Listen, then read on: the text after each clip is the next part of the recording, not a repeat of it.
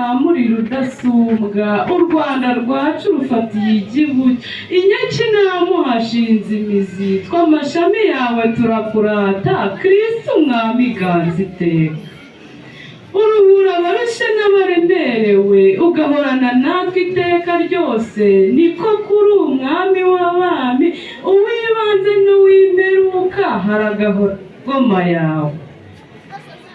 Iyo waguye intambwe zawe maze ukerekeza inyakinama, usanganirwa n'akayaga gatuje, ibyishimo bikaba byose, Kristu Umwami abatembera.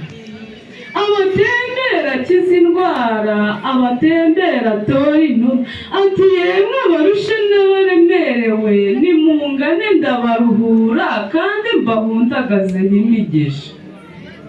Ni koko natwe twahamagawe, niyo mpamvu dutemba itoto kandi dutaramiye inyakinama, ngo duhimbaze umwami wacu kandi tumuture imitima yacu.